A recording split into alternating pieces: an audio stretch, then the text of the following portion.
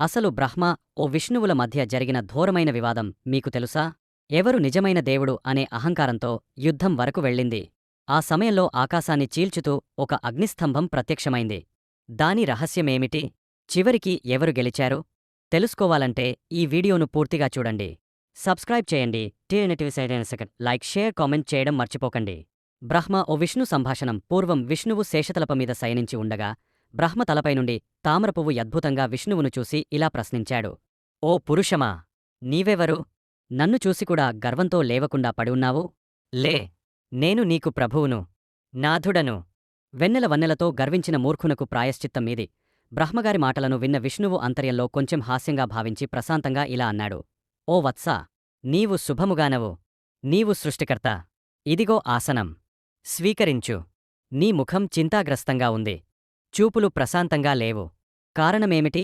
విష్ణువు యొక్క శాంత వచనాలను అక్కసుపట్టిన బ్రహ్మగారు అన్నాడు. ఓ విష్ణూ! అభిమానం నీవే. నేను ఈ బ్రహ్మాండానికి, లోకానికి అంగమైన సృష్టికర్తను.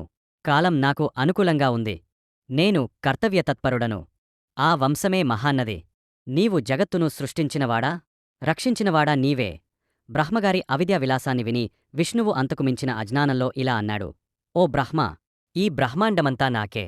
దోషగుణం చేసినవాడు దోషగుణాల నన్ను చేర్చుకున్నాడు. ఈ లోకాలన్నిటినీ సృష్టించిన నిన్ను సృష్టించిన వాడను నేనే. నా నాభి కమలం నుండి ఆవిర్భవించిన కమలంలో పుట్టినవాడివి నీవు. కనుక నా పుత్రుడవు. తెలుసుకో. వ్యర్థవాదం వద్దు. ఈ విధంగా మోహవిలాసంతో బ్రహ్మ విష్ణువుల మధ్య వివాదం జరిగింది. ఈ సృష్టికి నేనే ప్రభువునని ఒకరు, నేనే ప్రభువునని మరొకరు. ఇలా వివాదం మొదలై ఇద్దరు యుద్ధానికి సిద్ధమయ్యారు. హంస వాహనారుజ్య బ్రహ్మగారు, గరుడ వాహనారుజ్య విష్ణువు. వాహనారుజులైన విష్ణువు యుద్ధం చేస్తుండగా వారివారి అనుచరగణం కూడా చేతులు కలిపివేసింది. ఘోర భీకరంగా సాగుతోంది. ఇరువురు మధ్య కుంభపుష్టిని తట్టుకోలేని బాణయుద్ధం మునిగింది. ఇరువురి యుద్ధ కుంభపుష్టిని తట్టుకోలేని తపస్సు అద్భుతమైని తలక్రిందులైంది. ఆ యుద్ధంలో కూడా జయాపజయ నిర్ణయం నిర్ధారించలేక విష్ణువు కృపాభిలాషి మహేశ్వరుని బ్రహ్మదేవుని ప్రార్థించాడు. మహేశ్వరుని సంజీవిత ధర్మావతారానికి బ్రహ్మవాహనమును హంస వైభవాన్ని పొందింది. బ్రహ్మ తన తేజస్సును కోల్పోయాడు. మహాభయంకరమైన మహేశ్వరునికి కోపంగా భీభత్స రూపం జాలించి తన రేకుల చాటున ఆకాశమును నింపివేసిన అగ్నిజ్వాలలతో కూడిన సంహారశక్తిని సంహరించి కృపగా హోమకుండంలాంటి స్తంభాన్ని చూపించాడు. ఆ అగ్నిజ్వాలలు ఆగపోకుండా నాశనం చేయకుండా ఉండటానికి విష్ణువు తన శక్తిని వినియోగించి ఆ స్తంభాన్ని దర్శించాడు. ఈ స్తంభాన్ని దర్శించుటకే ఆగని సముద్రం అని తలచిన దేవతలంతా శివునికి శరణాగతి పొందారు. సమస్త మహిమలు, ఆధ్యాత్మికము, చందమామ ధరణికరము ఇవి ఆ స్తంభము మూలాలను పట్టుకుని లోకాలకు భిన్నంగా కలిసిపోయాయి.